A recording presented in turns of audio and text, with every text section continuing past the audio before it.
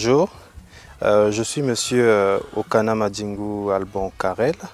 Je suis le promoteur de la ferme Saf Safal qui se situe au village 45, à 45 km de Brazzaville.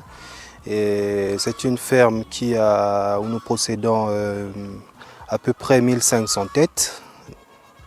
L'idée de créer la ferme, une ferme avicole, m'est venue d'un simple constat.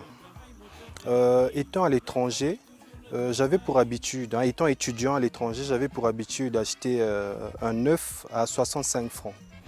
Et quand je finis mes études, je rentre chez nous au pays, je me rends compte que le même œuf que j'achetais à 65 francs coûte 150 francs l'unité. Donc ça a été un choc pour moi. Et je me suis dit, pourquoi pas se lancer dans le domaine et puis voir dans quelle mesure on peut apporter la pierre à l'édifice et réduire ce prix. À ce coût, il est difficile pour les familles congolaises de pouvoir consommer des œufs. Cela m'a pris 5 à 6 ans pour pouvoir, entre la période où j'ai eu l'idée et la période à laquelle j'ai commencé mon projet. Pourquoi autant de temps? L'idée était bien là. J'ai commencé par me renseigner, prendre tout type d'informations par rapport au domaine, en discutant avec ceux qui sont dans le domaine, en discutant avec les ingénieurs.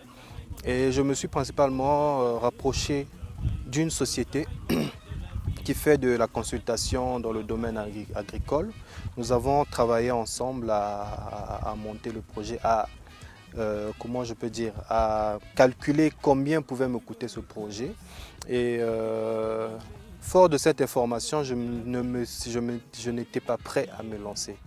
Donc il y a eu cette période-là, l'attente où il m'a fallu constituer les fonds pour pouvoir enfin, 5 à 6 ans après, repartir vers ce consultant pour lui dire que bon, voilà, c'est bon, j'ai un tout petit peu de financement, nous pouvons lancer. Et l'espèce où la race est choisie est la Lisa Brown, encore appelée poulet rouge, importée de France. Sa ferme, très aérée, est un long bâtiment construit à Igné, localité située à 45 km du centre-ville de Brazzaville.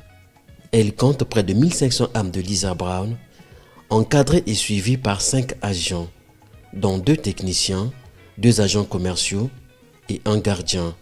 Au niveau de la ferme, vous trouverez dans les locaux même où nous gardons nos poulets, il y a des mangeoires, il y a des abreuvoirs également.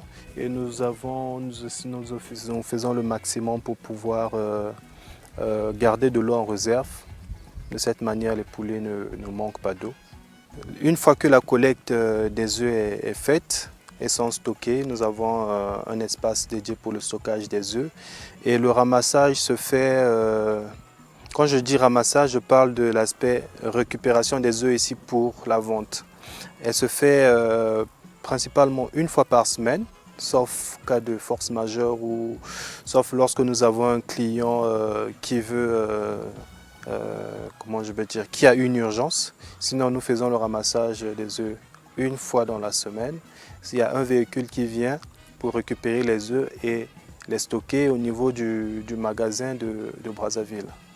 Et c'est à partir de là qu'intervient le travail du commercial. Nous n'avons pas une clientèle cible. Nous vendons simplement à tous ceux qui veulent acheter. Nous n'avons pas une clientèle à laquelle nous attachons une attention particulière. Mais je dirais que la plupart de nos clients, ce sont des semi-grossistes. Donc nous intervenons un peu comme grossistes. Les semi-grossistes viennent chez nous acheter les œufs qu'ils vont ensuite revendre et distribuer dans le marché. Et nous avons également des clients tels que les hôtels et les restaurants qui achètent à un prix de gros et utilisent pour les besoins de leur travail. La gestion de cette ferme a été quelque chose de très positif qui est arrivé dans ma vie. Je dirais qu'à travers cette gestion, j'ai fini par découvrir certains aspects de moi-même que je ne connaissais pas. Et cela m'a permis de mettre en exergue certaines connaissances que j'avais apprises sur le banc de l'école, qui n'étaient que théoriques à l'époque. La gestion de cette ferme m'a également permis de développer mes capacités managériales, mes capacités de leader, parce que ce n'est pas du tout, comment je peux dire, ce n'est pas du tout facile. Chaque jour, on est confronté à une situation et il faudrait pouvoir trouver une solution pour pouvoir résoudre le problème. Donc c'est un peu ça. Ça m'a permis également d'apprendre à gérer tant les ressources financières que humaines.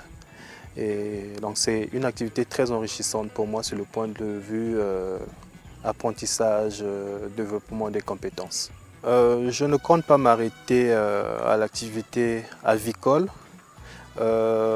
Pour l'avenir, je souhaiterais me lancer dans l'agriculture, dans la plantation également. Pour l'instant, je n'ai pas encore sélectionné un type de produit spécifique. Les études sont en train d'être faites et j'essaie de faire des études pour pouvoir choisir dans quoi je vais me lancer, mais dans la terre, dans une production purement agricole. Qu'est-ce que j'aimerais dire aux jeunes? J'aimerais simplement les interpeller leur conscience, les interpeller au travail, parce que nous jeunes, nous constituons la relève de demain. Et préparer demain commence dès aujourd'hui. J'ai suivi quelques mois, sinon près d'une année, une allocution du ministre Henri Nzombo qui nous disait que le Congo importait pour plus de 500 milliards de francs CFA de vivres. Je me dis, tout cet argent qui va à l'étranger, si nous pouvons nous-mêmes en local commencer à produire, eh bien cet argent se retrouverait dans nos poches. Je tiens à remercier Vérité 242, toute l'équipe de Vérité 242 pour cette fenêtre qui nous ouvre sur le monde, parce que c'est une opportunité qu'elle nous donne de partager avec les autres cette petite connaissance, ces petits conseils gratuitement. Et vraiment, merci à Vérité 242, bravo et encore bonne continuation à vous.